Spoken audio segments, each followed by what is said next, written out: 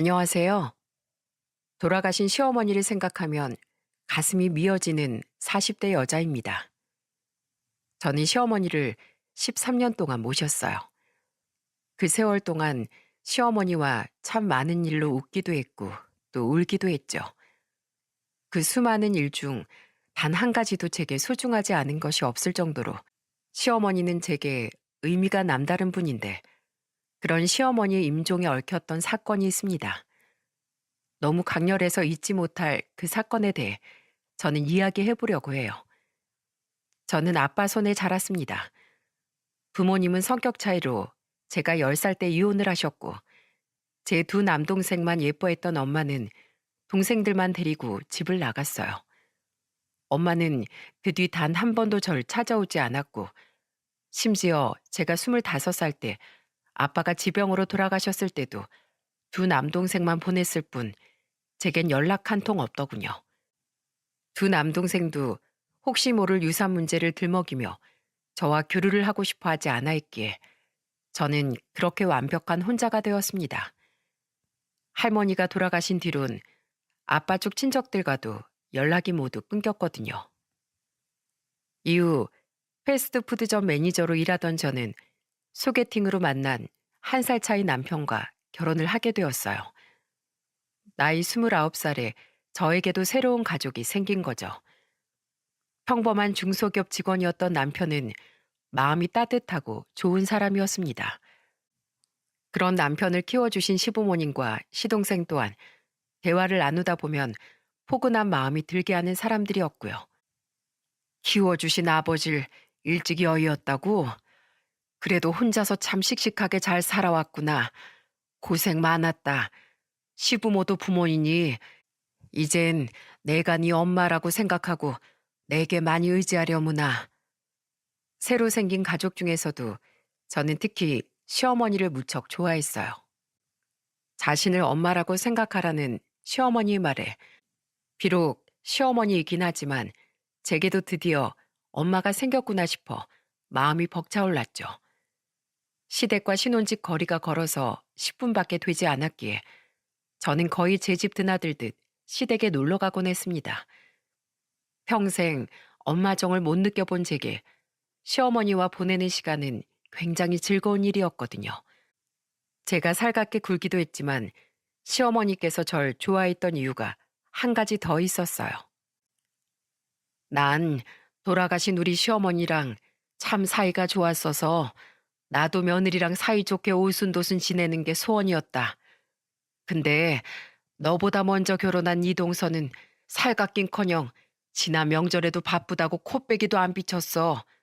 고작 차로 10분 거리에 사는데 말이야. 그러니 내가 큰애 네가 얼마나 예쁘겠니? 그건 바로 저보다 1년 먼저 시동생과 결혼한 동서와 제가 비교되어서였습니다. 판소리를 전공한 후 국악학원 판소리 강사로 일하고 있다던 동서는 시동생보다 4살, 저보다 3살이 많았어요.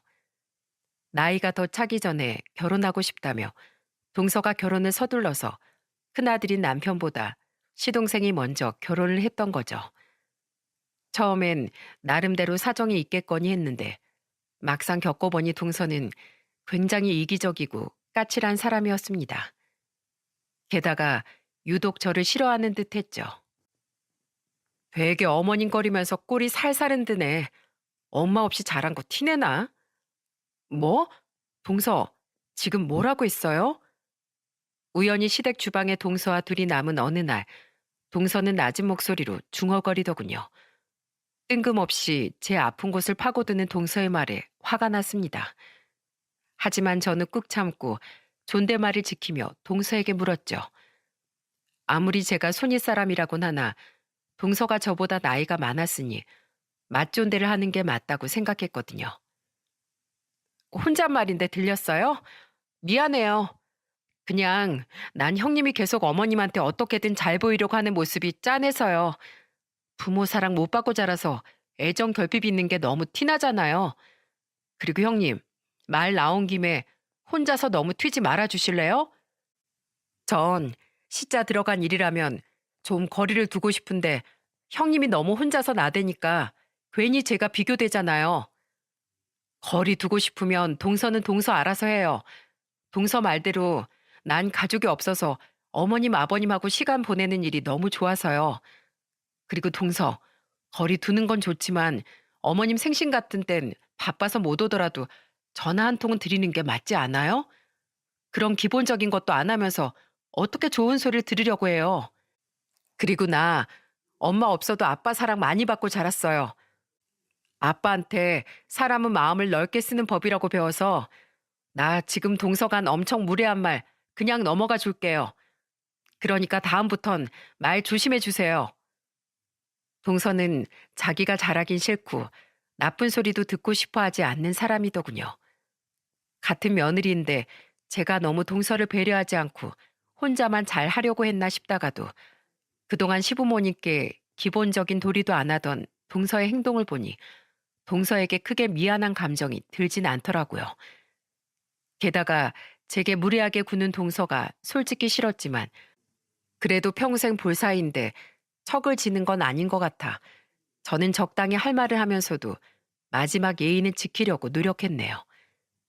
제가 결혼한 지 1년 뒤는 그야말로 시댁의 격변의 해였습니다. 그 해에 동서는 아들을 낳았고 그로부터 얼마 뒤 우리에겐 아주 크나큰 불행이 닥치고 말았죠. 여보, 제발 눈 좀 떠봐요. 바로 건설 현장 기술자로 일하시던 시아버지께서 그만 일을 하다 추락사를 하시고 만 거예요. 시아버지와 굉장히 금술이 좋으셨던 시어머니는 충격을 받은 나머지 그만 자리에 알아 누우시고 말았습니다.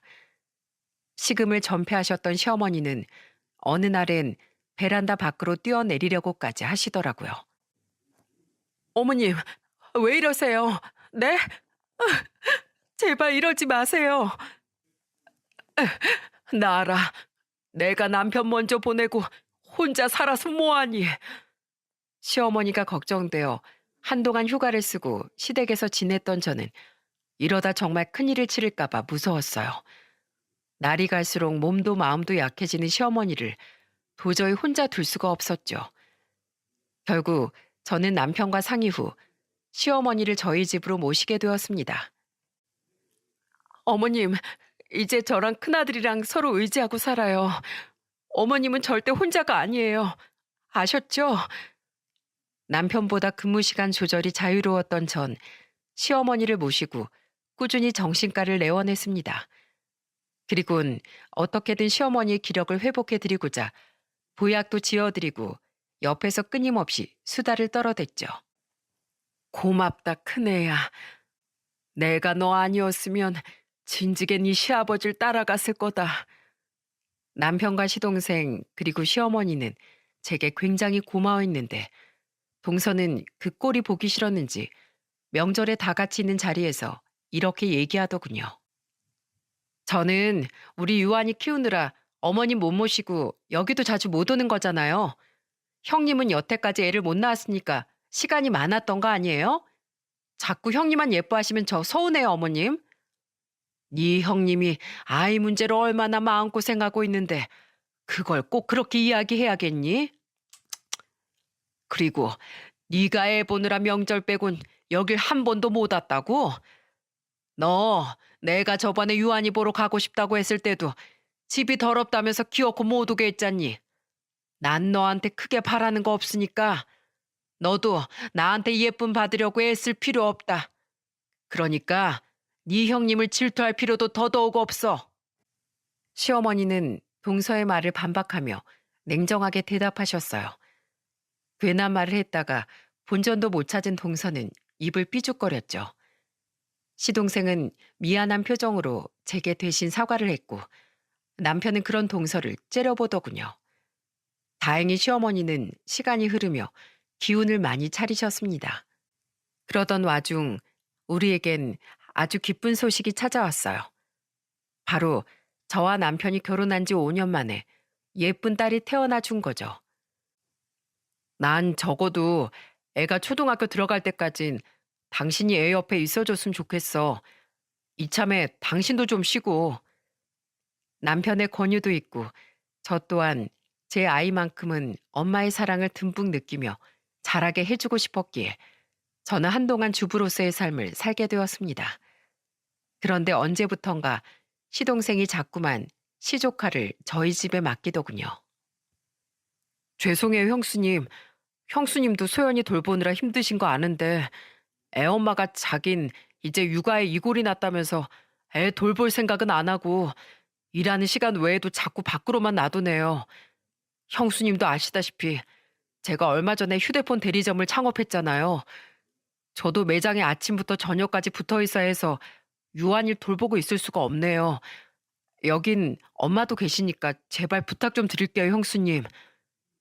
하필 그때 당시 시동생네 집 근처 어린이집 원장이 원생학대로 신고를 당했던 터라 시동생은 어린이집에 조카를 맡기기가 무섭다고 말하더군요. 시동생의 손을 붙잡고 멀뚱멀뚱 저를 바라보는 조카를 보니 엄마에게 외면받던 과거의 제 모습이 생각나더라고요. 얼마든지요. 서방님 말씀대로 어머님이랑 저랑 집에 둘이나 있는데 애 둘을 못 보겠어요? 시동생은 고맙다며 이후 저에게 매달 50만 원씩을 보내주었어요. 창업 때문에 빚이 많아 더 드리지 못해 죄송하다는 말과 함께 말입니다. 조카는 참 착하고 순했어요. 이렇게 예쁜 아이를 왜 그렇게 방치하는 건지, 엄마가 돼서 왜 이렇게 아이에게 무책임한 건지 동서에게 참 화가 나더군요. 게다가 어느 날 제 치맛자락을 붙잡고 이렇게 말하는 조카의 모습을 보니 너무 마음이 아파오더라고요. 큰엄마, 전 큰엄마가 진짜 우리 엄마였으면 좋겠어요.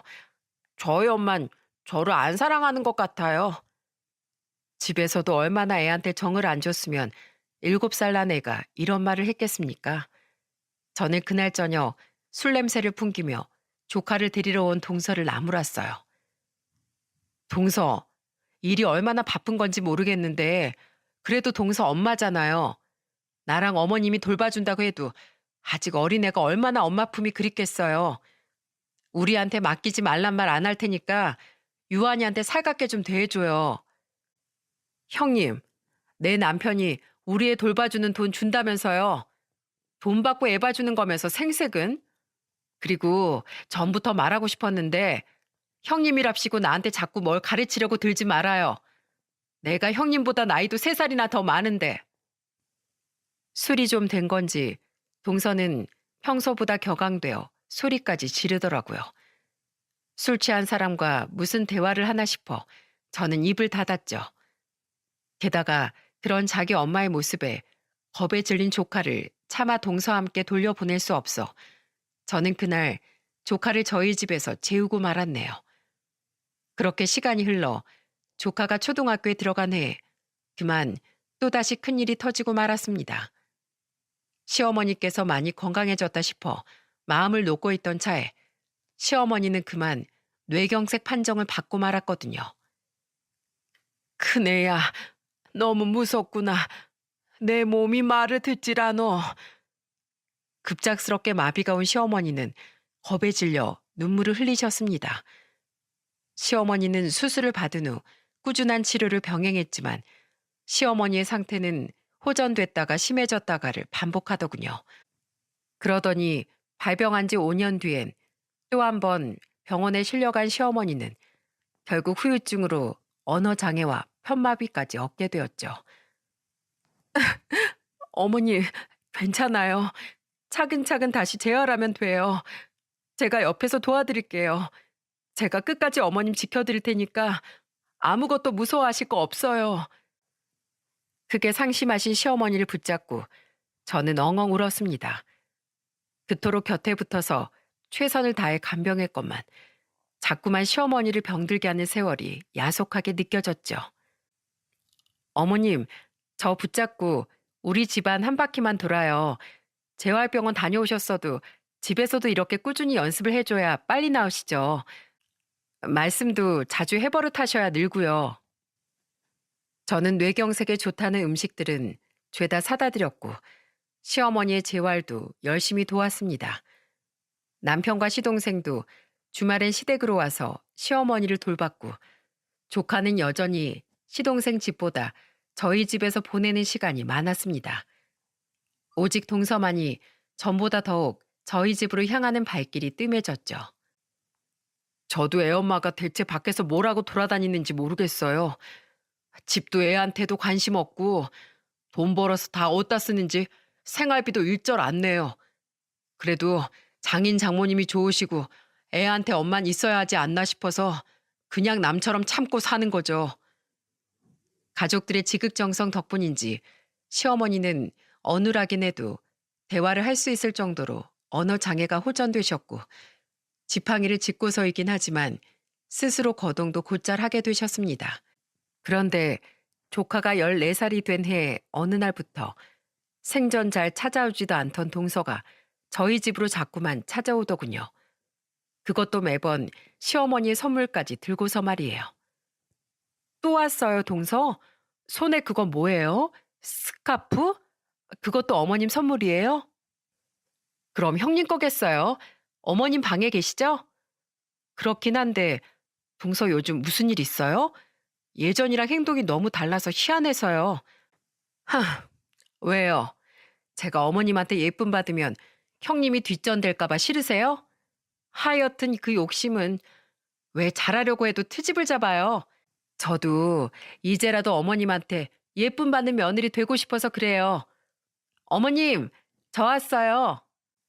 시어머니께서도 별 말씀 없으시고 시동생 또한 동서의 행동에 대한 이유를 몰랐기에 우리는 모두 동서가 정말로 마음을 고쳐먹었구나 하고 추측할 수밖에 없었습니다. 그러지 않고서야 자기밖에 모르던 사람이 저럴 이유가 없었으니까요. 그런데 사람이 완전히 변했다기엔 또 그렇지도 않은 게 동서는 저희 집에 놀러와 있는 조카는 여전히 본체만 체했어요. 중학생인 조카는 일주일에 하루 이틀 정도만 저희 집에 놀러 왔었는데 동서는 조카를 보고도 큰 관심이 없더군요. 근데 동서, 왜 올 때마다 어머님이랑 방에 들어가서 방문을 꼭 닫고 있어요? 밥 먹고 가래도 어머니만 뵙고 그냥 쌩하니 가버리고요. 제가 어머님이랑 친해지고 싶다고 했지 누가 형님하고 사이좋게 지내고 싶다고 했어요? 형님이 또 여우같이 저랑 어머님 사이 끼어들어서 해방 놓을까 봐 그러죠. 제발 제 일에 신경 좀 꺼주실래요? 게다가 여전히 동서는 입을 콱 꼬집어주고 싶을 정도로 제게 얄밉게 굴었습니다. 그 모습에 저는 고개를 절레절레 저으며 동서에게 말붙이기를 포기했어요. 그런데 동서 일과는 별개로 시어머니는 자꾸만 우울한 모습을 보이셨습니다. 멍하니 방에서 한숨을 내쉬는 일이 잦으시더니 나중엔 밥상을 바라보다 조용히 눈물까지 흘리시더라고요. 어머니, 왜 우세요? 그 모습을 본 남편은 크게 당황해서 시어머니께 묻더군요.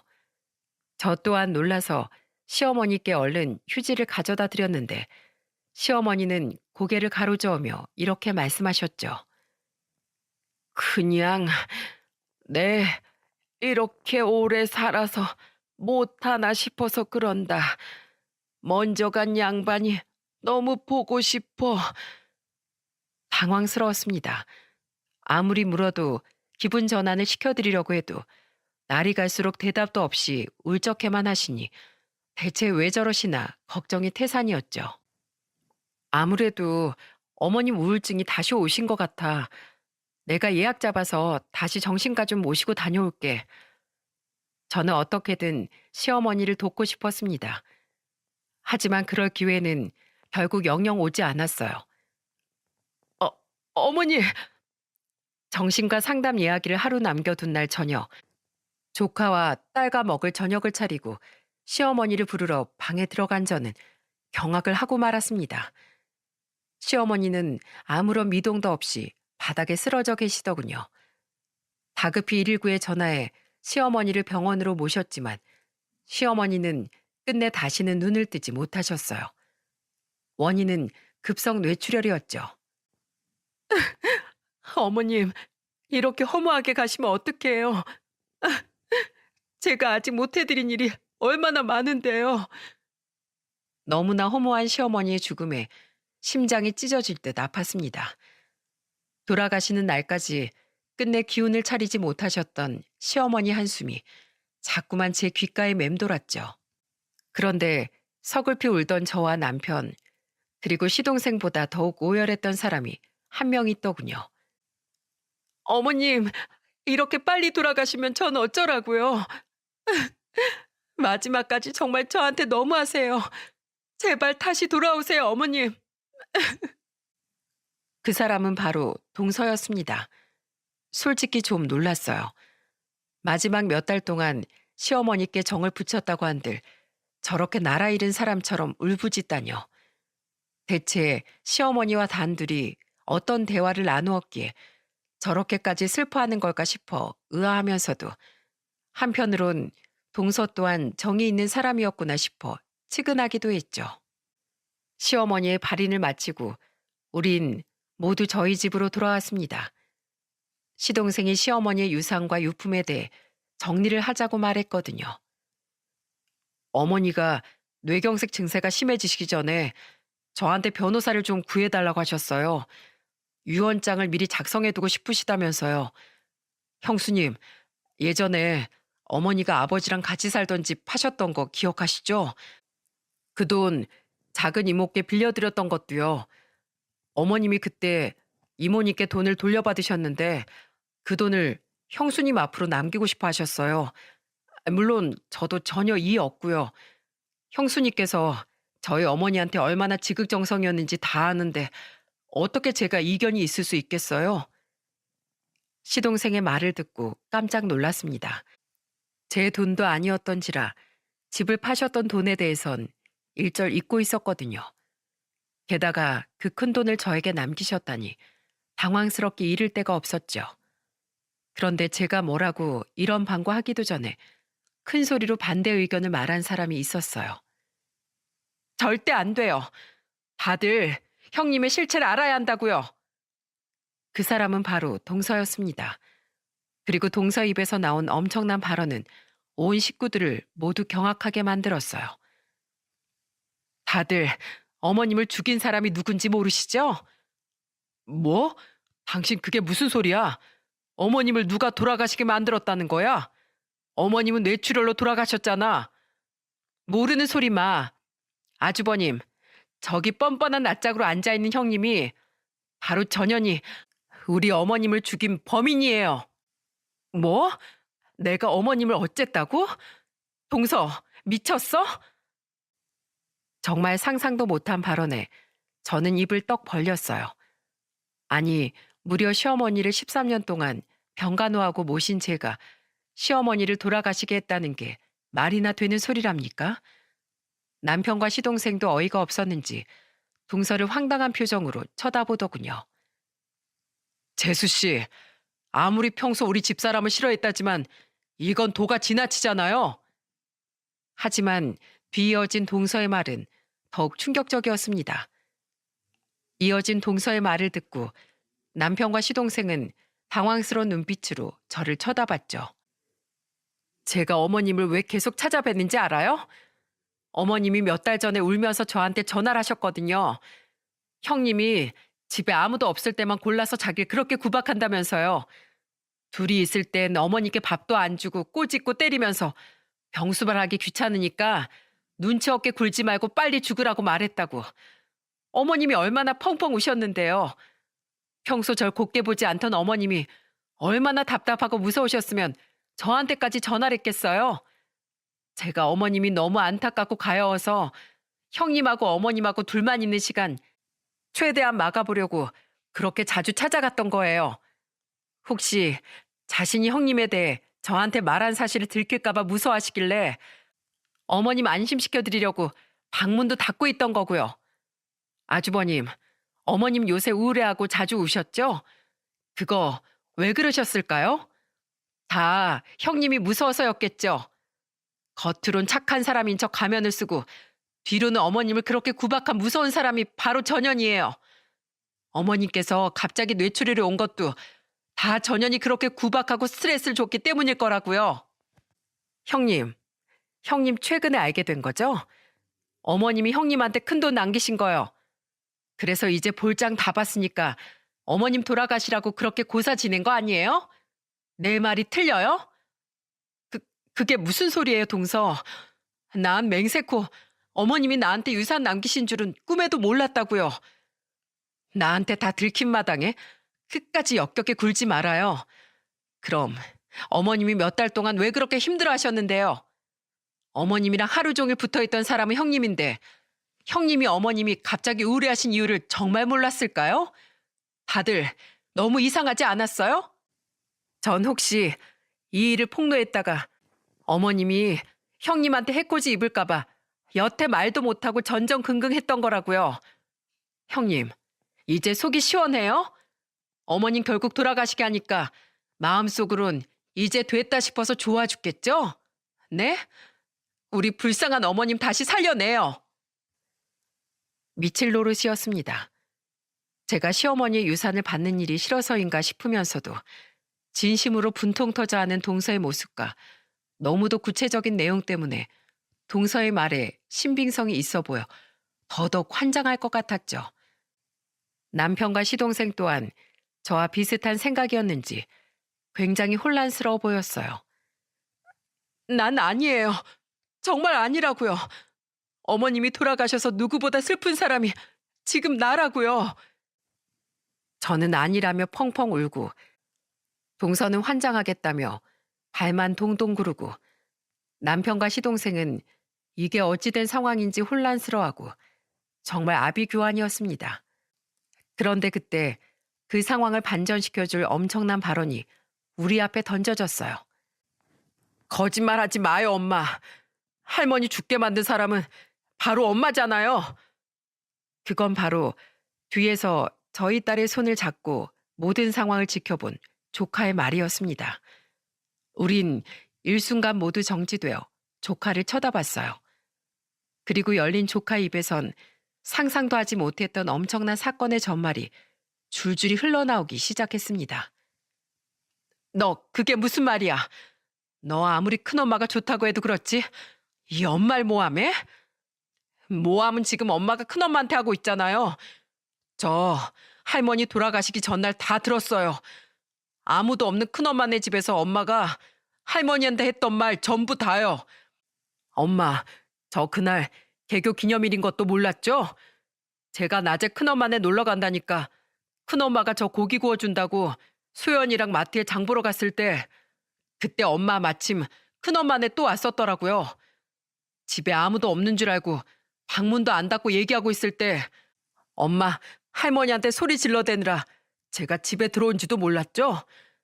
전 너무 놀라서 큰엄마한테 얘기하려고 그 내용 다 녹음해놨어요. 엄마가 할머니가 큰엄마한테 남긴다던 집 한 돈 도박비 갚아야 한다면서 자기한테 달라고 할머니한테 윽박 지르던 내용 전부요. 조카는 동서를 노려보며 휴대폰을 들어 녹음 파일을 재생시키더군요. 그리고 그 안에서 흘러나온 내용을 들은 저는 그만 눈물을 터뜨리고 말았죠. 어머님, 저 도박 때문에 진 빚 이번에 못 갚으면 진짜 큰일 나요. 저 신용불량자 되게 생겼다고요. 이미 친정에도 돈 빌릴 대로 빌려서 친정에 손 벌리지도 못하고 애 아빠가 알면 전 끝장이에요. 당장 이혼하자고 난리칠 텐데 어머님 하나밖에 없는 이 집 장손 엄마 없는 애로 만들고 싶으세요? 어머님 전에 사시던 집 한 돈 전부 형님한테만 다 주실 거예요? 진짜 끝까지 저랑 형님 차별하실 거냐고요. 저도 똑같은 며느리인데 정말 너무하시잖아요.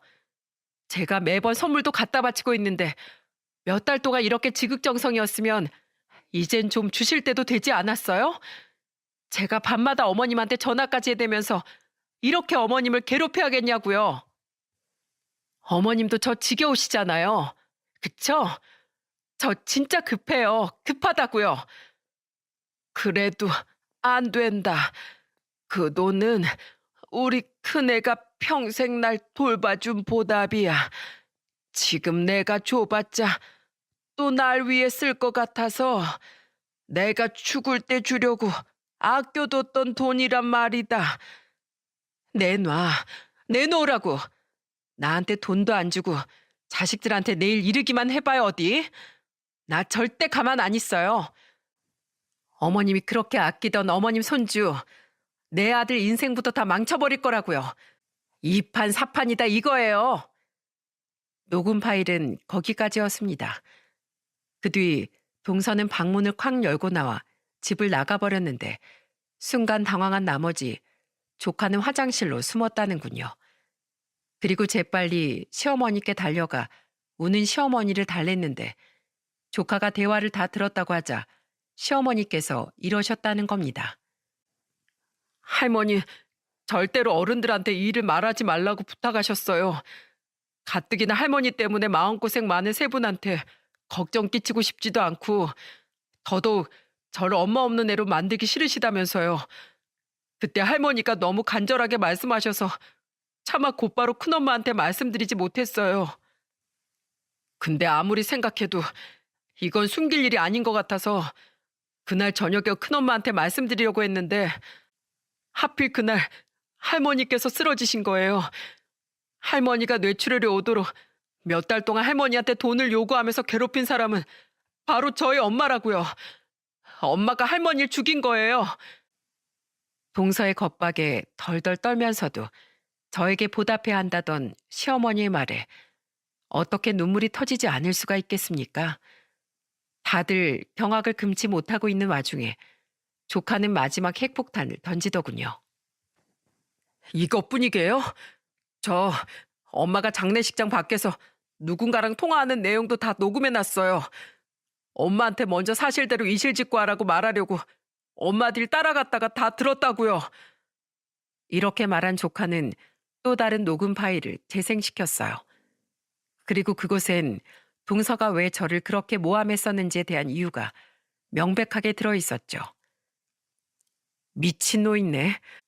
끝내 나한테 그 돈 안 주고 꼴까닥 해버렸어. 아, 이제 돈 나올 구멍은 진짜 그것뿐이었는데. 학원 취미생들도 입시하라고 꼬셔서 개인과외로 돌리고 연줄로 대회에서 입상하게 해주겠다고 학생 학부모들 꼬셔서 뒷돈까지 다 뜯어냈어도 빚 갚는 데는 턱없이 부족해. 뭐? 진짜 입상하게 해줄 수 있냐고? 야, 당연히 뻥이지. 나중에 대충 운이 안 좋았다고 둘러대면 그만하냐? 이렇게 된 거 형님이 그 노인네 괴롭혀서 죽게 했다고 모함이라도 해봐야지. 안 되겠어. 등신 같은 내 남편은 자기 영수한테 고맙다고 절대 자기 목 뺏어올 생각 안 할 텐데 그렇게라도 해야 그 인간이 유류분 반환 청구 소송을 할 거 아니야.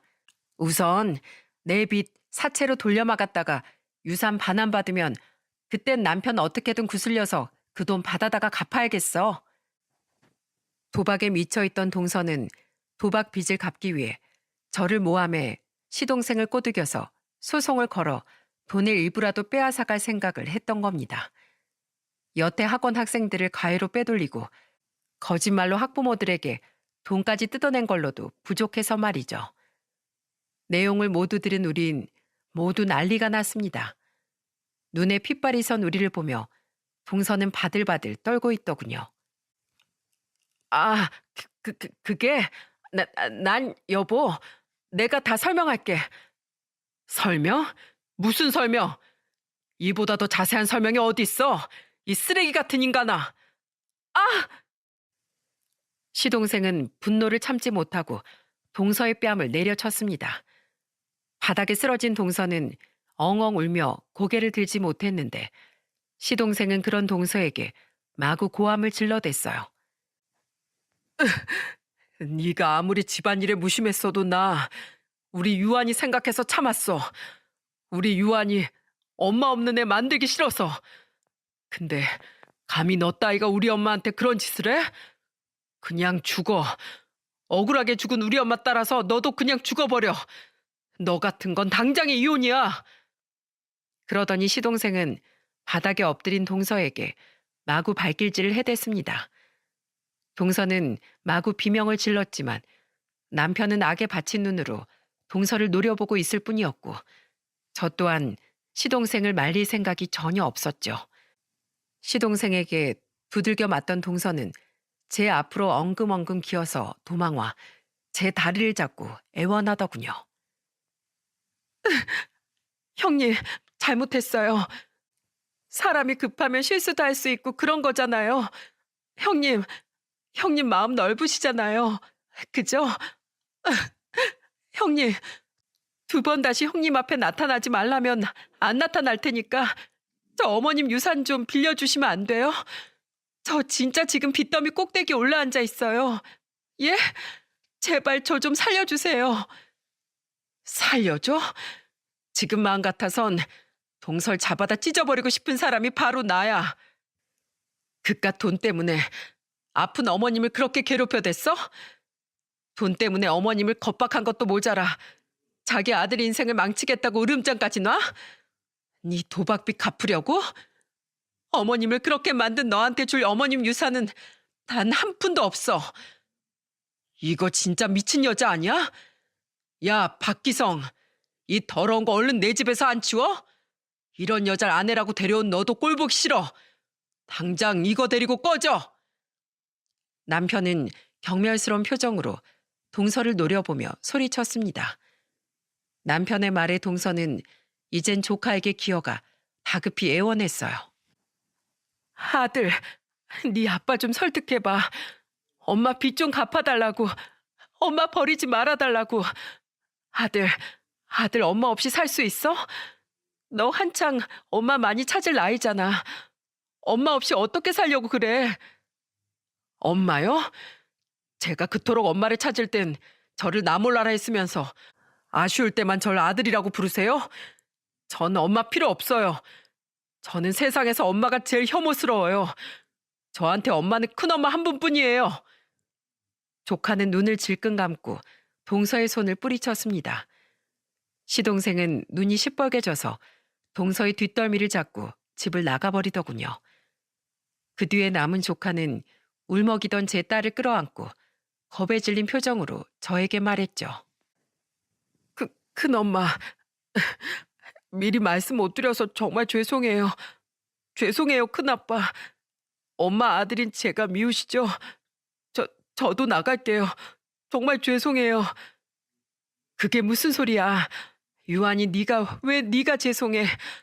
내가 왜 네가 미워. 이 딱한 거 이리 와. 큰엄마가 안아줄게. 혼자서 많이 무서웠지? 조카는 자신의 엄마 때문에 저와 남편이 자신을 미워할 거라고 생각해 겁을 먹었던 모양입니다. 그런 조카가 너무 안쓰러워 눈물이 멈추지 않더군요. 어느새 제 키만큼 키가 훌쩍 자란 조카는 제 품에 안겨 어린애처럼 엉엉 울었어요. 전 정말로 저희 엄마가 너무 싫어요, 큰엄마. 제발 저 미워하지 마세요. 저와 조카가 울자 저희 딸 또한 제 허리를 끌어안고 울음을 터뜨렸고 남편은 바닥에 무너지듯 무릎을 꿇고 앉아 흐느끼며 시어머니를 애타게 불렀죠. 죄송해요, 어머니. 아무것도 몰랐던 등신 같은 아들이어서 어머니 혼자 힘들게 내버려둬서 정말 죄송해요. 그렇게 우리 가족은 이기적이고 교활했던 동서 한 사람으로 인해 모두 마음에 큰 상처를 가지게 되고 말았습니다. 시동생은 당분간 조카를 집에서 좀 맡아달라고 제게 전화를 걸더군요. 짐 다 싸서 애엄마는 처가로 쫓아버렸어요. 그래도 이혼하기 싫다거나 돈 빌려달라고 한동안 찾아올 것 같으니까 유한이가 아예 집에 없는 게 나을 것 같아서요. 그리고 형수님, 아주 잠시라도 형수님을 의심했던 거 진심으로 죄송합니다. 그리고 제 아내가 했던 모든 일들 전부 그 여자 대신해서 제가 사죄드릴게요. 정말 죄송합니다. 서방님도 피해자인데요, 뭘. 전 괜찮아요. 그냥 어머님에게 무슨 일이 있었는지 미처 알아채지 못했던 제 스스로가 너무 죄인 같을 뿐이에요. 유한이 걱정은 마세요. 아예 계속 저희 집에 있게 해도 되니까요. 한창 엄마 손길이 필요할 나이잖아요. 이후 조카는 한동안 저희 집에서 생활을 했습니다. 그동안 시동생은 변호사를 선임하고 동서에게 이혼 소송을 걸었고 유책 사유가 너무도 분명해 소송은 아주 손쉽게 끝이 났죠. 이미 동서 이름으로 빚이 어마어마했던 터라 동서는 분할받을 재산도 없이 거의 맨몸으로 쫓겨났고 당연하게도 양육권과 친권은 시동생이 가져올 수 있었어요. 이혼이 마무리되고 얼마 되지 않아 시동생은 동서에게 전화가 왔었다며 제게 이야기를 해주더군요. 그 인간 결국 처가에서도 쫓겨났대요. 너 같은 짐승은 사람 대우를 해주면 안 된다면서요. 장인어른께서도 제게 전화해서 사과하시더라고요. 이혼은 막고 싶어서 몰래 몇 번이나 애엄마한테 돈을 빌려줬던 건데 그게 자기 딸을 망치는 길이었다면서 나를 잘못 키워서 면목 없다고요. 거기다 뭐 할 말도 없어서 그냥 잘 지내시라고만 말하고 전화를 끊었죠. 그리고 애엄마 학원에서도 잘렸대요. 입시로 자기한테 과외 받으라고 학원에서 빼돌린 학생들 있죠? 걔네 중 몇 명한테도 대회 입상시켜준다고 학부모한테 뒷돈을 받은 모양인데 형수님도 그때 들으셨다시피 그 사람 그럴 능력도 생각도 전혀 없었잖아요. 결국 아무도 입상을 못한 사실 알고 학부모들이 들고 일어났는데 그중 한 사람이 학원의 애엄마가 학생들 빼돌리고 있다고 폭로했다더라고요. 거기다가 그 대회 일로 과외생들도 전부 그만두고 그중 학부모 한 사람한텐 뺨까지 맞았다면서 엉엉 울대요. 그 뒤론 그 좁은 바닥에 소문 쫙 퍼져서 학원 강사 자리도 다 거절당하고 과외 일도 뚝 끊겼대요. 그깟 도박 때문에 돈에 눈이 멀어서 자기 무덤 자기가 판 거죠 뭐. 아무튼 그런 얘기로 저한테 동정표 사려고 애쓰면서 자기 보증금 500만 원짜리 낡은 원룸에서 겨우 숨만 붙어 있다고 이미 자기 신용불량 상태라며 돈 좀 빌려달라고 전화한 거더라고요. 물론 전 단박에 거절했지만요. 아, 제가 대체 어쩌다 이런 여자랑 결혼해서 애까지 낳고 산 건지 과거의 제가 너무 원망스럽네요.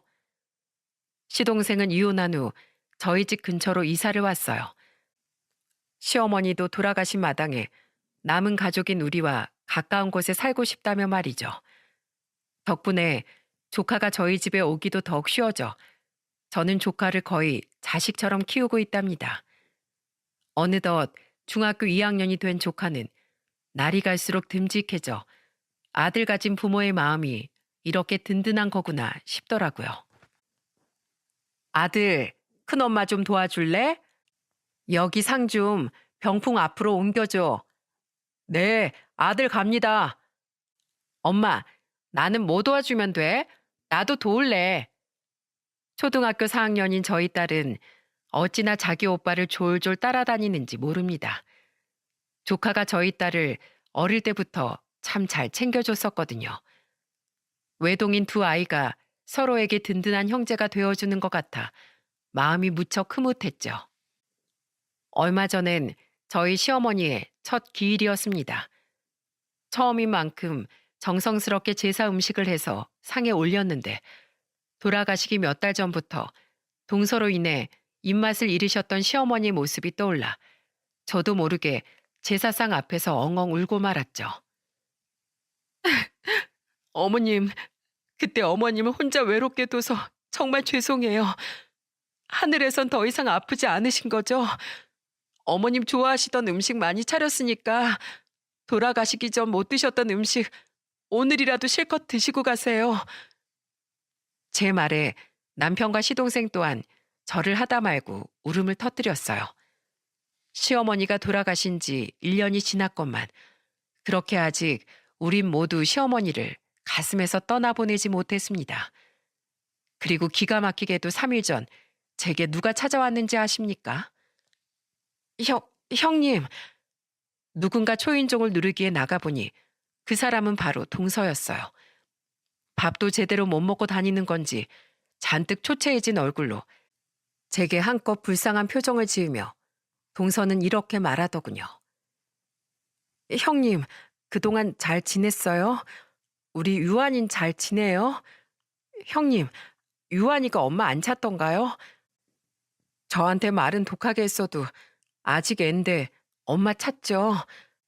제가 이제라도 유한일 엄마로서 좀 보살펴 주고 싶은데 그러려면 제대로 살 집이 좀 있어야 하잖아요.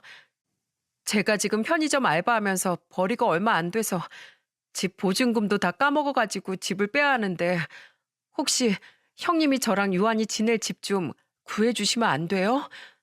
아니면 500, 아니 100만 원이라도 우선 주시면 제가 그걸로 어떻게든 몇 배로 불려서 돈 얘기를 할 건 알고 있었지만 하다못해 조카 핑계를 대며 허무맹랑한 소리를 해댈지는 몰랐습니다.